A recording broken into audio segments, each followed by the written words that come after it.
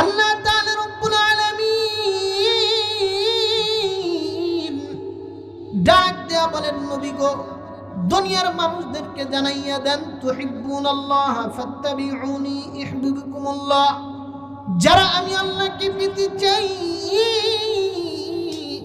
যারা আমি আল্লাহকে মহব্বত করতে চাই, আমি আল্লাহ তাআলা রব্বুল আলামিনকে খুশি করতে চাই, তারা যেন আপনি নবীকে মহব্বত করে, আপনি নবীকে ভালোবাসে। আমার বন্ধুগণ, আল্লাহ তাআলা রব্বুল আলামিন আরাইজাই বলেন, আতিউল্লাহ ওয়া আতিউর রাসূল। ও বন্ধু, মুরব্বী বাবাজি, যুবক ভাইরা আমার, আল্লাহ তাআলা রব্বুল আলামিন বলেন, তোমরা আমার নবীর অনুসরণ করো, আমার বন্ধুর অনুসরণ করো। এ বন্ধুরে, দুনিয়াতে একটু সুবিধা পাওয়ার জন্য নেতার সাথে সম্পর্ক আমি আপনি করি কি করি না? দুনিয়াতে একটু সুবিধা পাওয়ার জন্য মাতব্বরের সাথে আমি আপনি সম্পর্ক করি কি করি না বন্ধু? দুনিয়াতে একটু ভালো চলার জন্য আপনার উপর কেউ যেন জুলুম না করতে পারে, তাই বন্ধু নেতার সাথে আমার আপনার সম্পর্ক, বলেন ঠিক কিনা বন্ধুরে? দুনিয়াতে একটু সুবিধা পাওয়ার জন্য, দুনিয়াতে একটু খোলামেলা চলার জন্য নেতার সাথে সম্পর্ক করলাম বন্ধু, চেয়ারম্যানের সাথে সম্পর্ক করলাম, এমপির সাথে সম্পর্ক করলাম, মন্ত্রীর সাথে সম্পর্ক করলাম। ও মুসলমান, আপনাদের কাছে একটু জানতে চাই, কবরে গেলে দুনিয়ার এই ক্ষমতা, দুনিয়ার এই মাতব্বর, দুনিয়ার এই চেয়ারম্যান, দুনিয়ার পুলিশ অফিসার, দুনিয়ার জজ, দুনিয়ার আদালত, দুনিয়ার মাতব্বর কেউ কি আমাকে আপনাকে সুবিধা দিতে পারবে? আর জোরে বলেন, কি পারবে? তাই বন্ধুরে, আমার আপনার নবীকে ভালোবাসা ছাড়া বিকল্প কোনো রাস্তা নাই বন্ধু। কবরে যাওয়ার আগে একবার চিন্তা করা যায়, ও যুবক, কত সময় আর হেলাই খেলাই কাটাইবা, কত সময় আর তুমি দোকানপাটে কাটাইবা? যুবক, একবার চিন্তা করে দেখো, তোমার মতো কত যুবক হসপিটালের বেডের মধ্যে পড়ে আছে, তোমার মতো কত যুবক প্যারালাইসিসের রোগী হইয়া ঘরের মধ্যে পড়ে আছে রে যুবক। মুরব্বী বাবাজি, তোমার আমার মতো কত মুরব্বী, কত চুল পাকা দাড়ি পাকা আজকে ঘরের মধ্যে থেকে উঠতে পারে না। মনের মধ্যে মসজিদে যে আমি নামাজ পড়ি, কিন্তু আমার দেহের মধ্যে আজকে শক্তি নাই, আজকে আমি দুর্বল হয়ে গেছি বন্ধুরে। অনেকের মনের মধ্যে আফসোস, হাইরে আমি বাজারে যাইয়া বিকাল বেলায় চা খাইতাম, কত আপনজনের সাথে দেখা হইতো, বলেন ঠিক কিনা? কত বন্ধুর সাথে দেখা হইতো, আজকে আমি বিছানা থেকে উঠতে পারি না, অসুস্থ। সাথে কেউ যদি দেখতে যায়, দুইটা চোখের পানি ঝরায় কান্না করে আর ডাক দেয়া বলে, ভাই গো,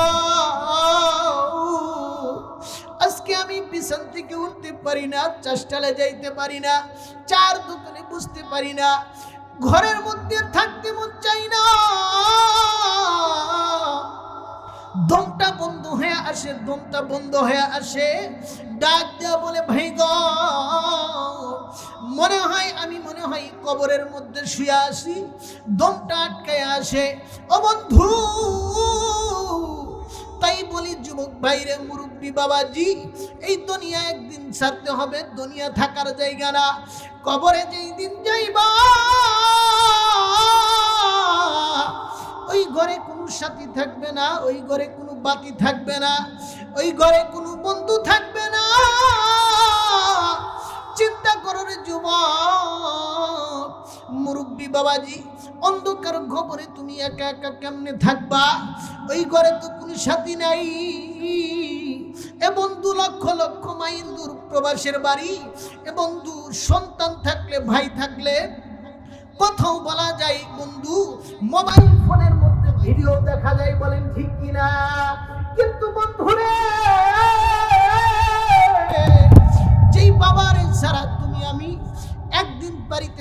পারতাম না। যেই মা ভাত না ভেইরা দিলে একটা লোকমা খাবার তোমার আমার মুখের মধ্যে উঠতো না। আজকে ওই মা অন্ধকার কবরে ঘুমায়, আজকে ওই বাবা অন্ধকার কবরে ঘুমাই, বলেন ঠিক কিনা? কিন্তু লক্ষ লক্ষ মাইল দূর বাবাজি খবর নেওয়া যায়, মাত্র 3.5 হাত মাটির ঘরের মধ্যে তুমি আমি মারে শোয়া রাখছি, আদরের বাবারে শোয়া রাখছি, কেউ আদরের টুকরা সন্তানরে শোয়া রাখছি, কেউ ছোট্ট বাচ্চারে ঘুমায় রাখছি। বন্ধু 3.5 হাত মাটির উপরে আর 3.5 হাত মাটির নিচে। এ বন্ধু এই অন্ধকার কবরে কি হয় আমি আপনি বলতে পারি না।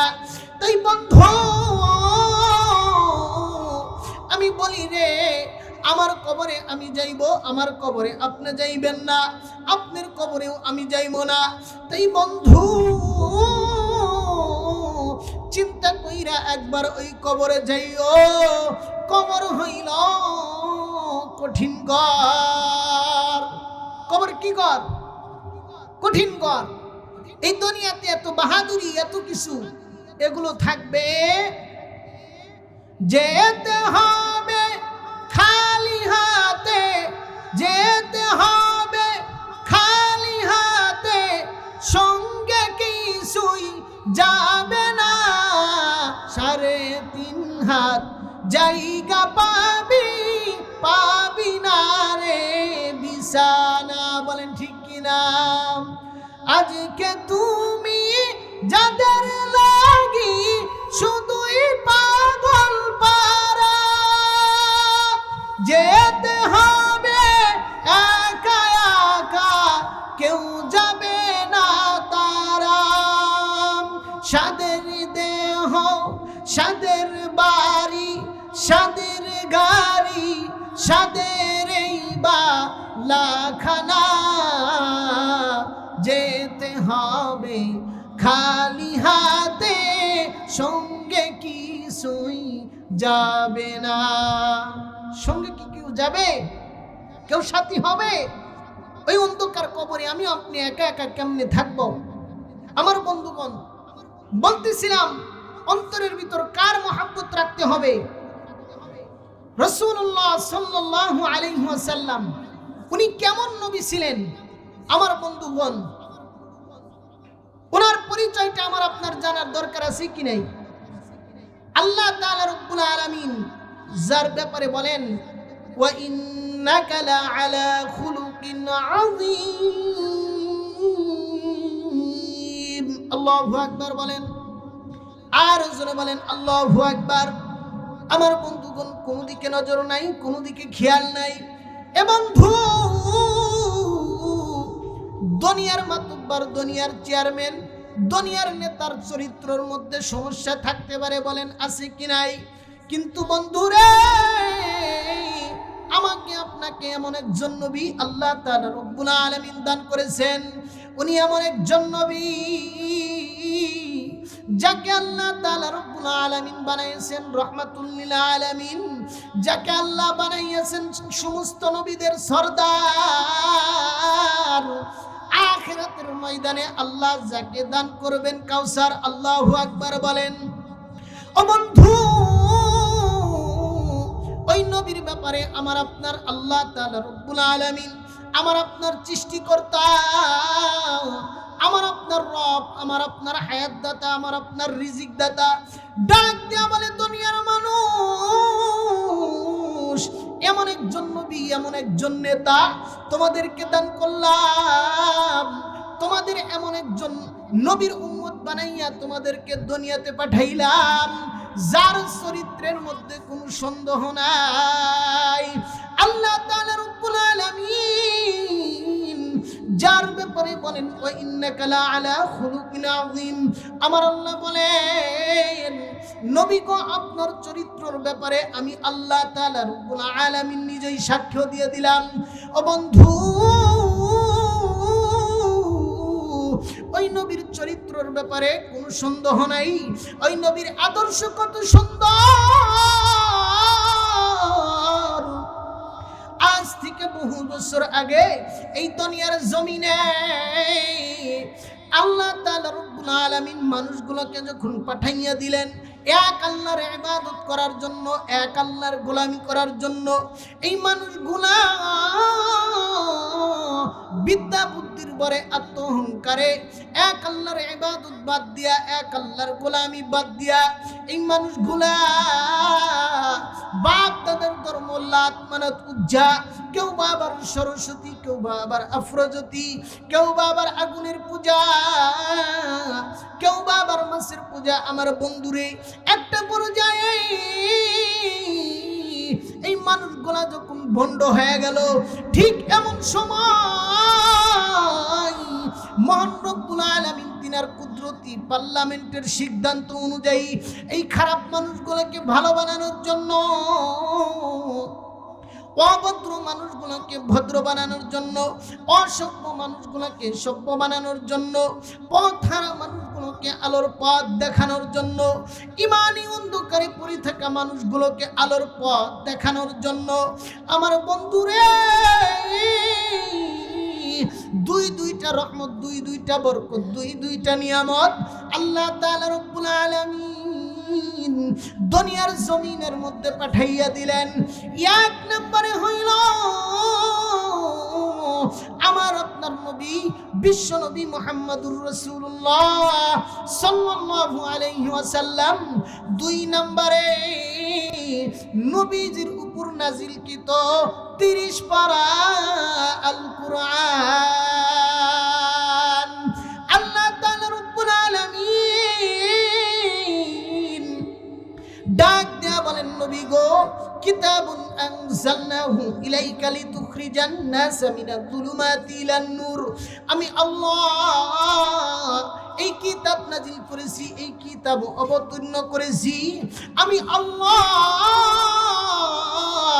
পথহারা মানুষদেরকে পথ দেখানোর জন্য, দিনহারা মানুষদেরকে দিন বোঝানোর জন্য, আমি আল্লাহ থেকে বিচ্ছিন্ন কারী বান্দাদেরকে আমি আল্লাহ তাআলার সাথে সম্পর্ক করে দেওয়ার জন্য। বন্ধু, ওই নবীজি এই দিনের জন্য কি পরিমাণ কষ্ট করেছে, কি পরিমাণ মুজাহাদা করেছে। আমার বন্ধুরে আজকে তুমি আমি নামাজ পড়ি, আবার কেউ পড়ি না বাজান। ও বন্ধু, নাম কামস্তে অনেক মুসলমান, আমার বন্ধুরে খুঁজলে অনেক মুসলমান পাওয়া যাবে, কোরআন শরীফটা পর্যন্ত পড়তে পারে না। বলেন ঠিক কিনা? এমন মানুষ কি আপনাদের অঞ্চলে নাই? বন্ধু, মুরব্বী বাবাজি, যুবক ভাইরা, আমার বাস্তব কথা বলে যাই, হয়তো আপনাদের এলাকায় নাও থাকতে পারে, আমাদের এলাকায় অনেক যুবক আছে বন্ধু, ডিগ্রির অভাব নাই, কোরআন শরীফ পড়তে জানে না। অনেক মুরব্বী আছে আমার বন্ধুরে কোরআনটা পর্যন্ত পড়তে পারে না। আমার বন্ধু, সন্তান বিদেশের বাড়িতে আগের বেলায় এই এখনকার জামানার মতো ফোন ছিল না, ইন্টারনেট ছিল না। চিঠি যখন লিখত বাবা পড়তে জানতো না, পাগল পারা হয়ে যাইতো। 2 কিলোমিটার হাইটে একজন শিক্ষিত মানুষের কাছে যাইতো। বলেন যাইতো কি যাইতো না? এখানে যারা মুরব্বী আছেন আমার কথাটা তারা ভালো করে বুঝতে পারবেন। এ বাবাজি 2-3 কিলোমিটার হাইটা যাইয়া চিঠিটা নিয়া শিক্ষিত ব্যক্তির কাছে যা বলতো, সন্তান আমার চিঠি ফাটাইছে, এর মধ্যে কি লেখছি একটু পড়াইয়া শোনাও। বাবাজি বাবার অন্তরের মধ্যে একটু ধাক্কা দিত, না জানি কোনো ভালো খবর আছে নাকি খারাপ খবরই আছে, কারণ তো আমি পড়তে জানি না।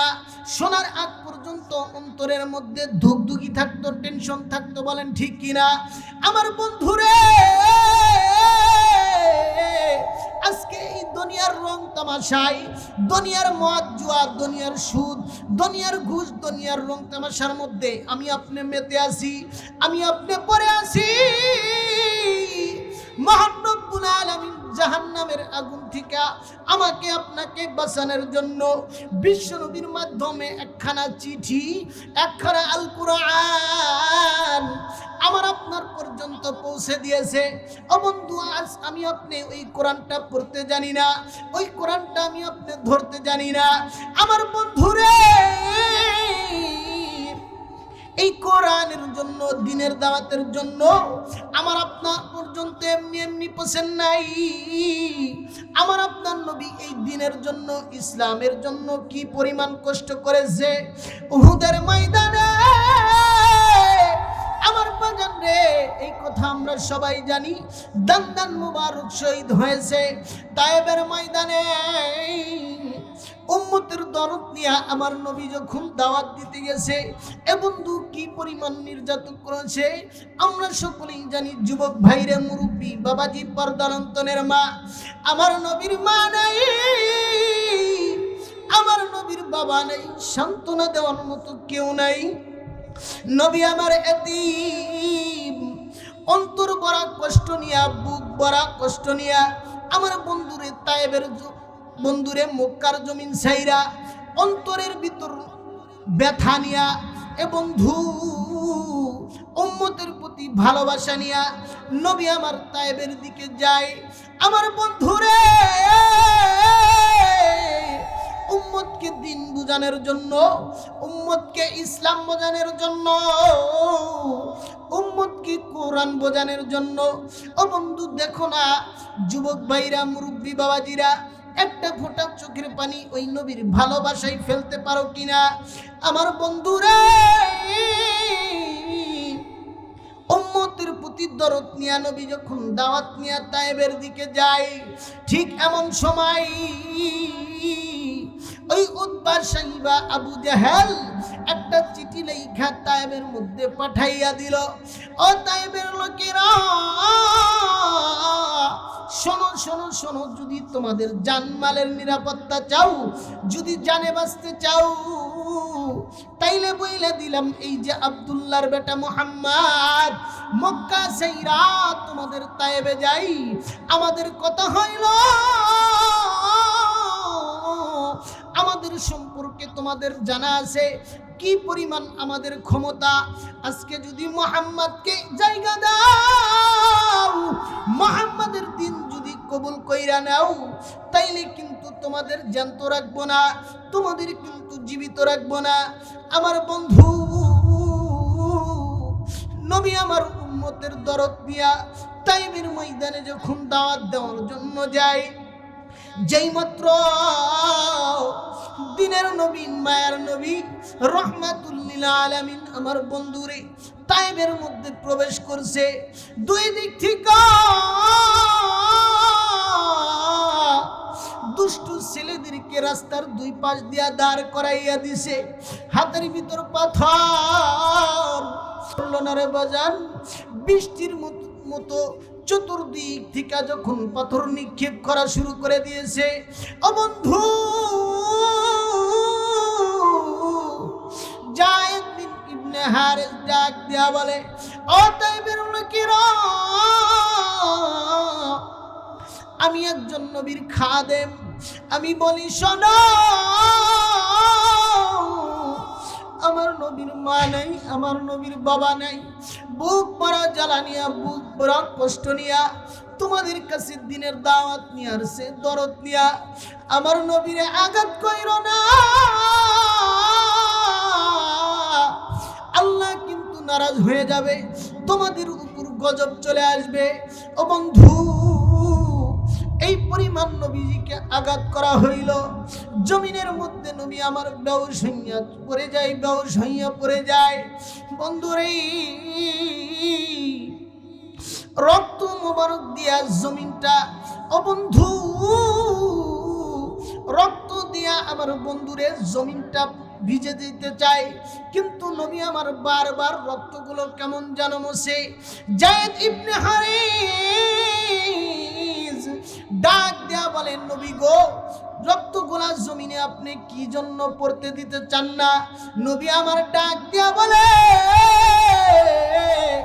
যায়েদ রে শোন, আজকে যদি আমি নবীর শরীরের রক্ত তায়েবের এই জমিনে পড়ে, তাইলে আল্লাহ তাআলা রব্বুল আলামিন এই জমিনটারে তামা বানাইয়া ফেলবে। ও নবীর উম্মত, কি জন্য এই নবীকে মহব্বত করবা না? কি জন্য এই নবীকে ভালোবাসবা না? আমার বন্ধুরে, ওই নবীর মহব্বত নিয়া, ওই নবীর ভালোবাসা নিয়া, ওই নবীর সুন্নাহ নিয়া নিজের জীবনটা যদি সাজাইতে পারো বন্ধু, তাই বলি আজকে অনেক নামাজি আছে, নামাজ পড়ে বলে হুজুর শান্তি নাই। আজকে অনেক চাকরিজীবী আছে, ডাক দিয়া বলে হুজুর ও শান্তির মধ্যে নাই। আজকে অনেক ব্যবসায়ী আছে বাজান, বলে আমি শান্তির মধ্যে নাই। আজকে অনেক কর্মজীবী আছে, ডাক দিয়া বলে শান্তি নাই, শান্তি নাই। ও বন্ধু, কোরআন সুন্নাহর বাইরে যতক্ষণ তুমি চলবা শান্তি পাইবা না। কোটি টাকা তোমার ব্যাংকের মধ্যে থাকতে পারে, বিল্ডিং করা বাড়ি তোমার থাকতে পারে, বিরাট অট্টালিকা তোমার থাকতে পারে, বন্ধু শান্তি তুমি পাইবা না। আমার নবী ডাক দেয়া বলে, উম্মত শুনে যাও, শুনে যাও, আমি নবী তোমাদেরকে দুইটা জিনিস দিয়ে গেলাম। এই দুইটা জিনিস যদি তোমরা আঁকড়ে ধরতে পারো, এই দুইটা জিনিস যদি তোমাদের মধ্যে ধারণ করতে পারো, তাইলে আমি নবী বলে গেলাম তোমরা ধ্বংস হইবা না, তোমরা ধ্বংস হইবা না। কয়টা জিনিস? দুইটা জিনিস যদি আমি আপনি আঁকড়ে ধরতে পারি, তাহলে আমি আপনি ধ্বংস হব। আল্লাহ রাসূল সাল্লাল্লাহু আলাইহি ওয়াসাল্লাম বলেন, তারাকতু ফীকুম আমরাইন লান তাদিল্লু মা তামাসসাকতুম বিহিমা, কিতাবাল্লাহি ওয়া সুন্নাতা রাসূল। একটা হইল আল্লাহ পাকের কোরআন, আরেকটা হইল বিশ্বনবী মুহাম্মদুর রাসূলুল্লাহ সাল্লাল্লাহু আলাইহি ওয়াসাল্লাম। বলেন সাল্লাল্লাহু আলাইহি ওয়াসাল্লাম।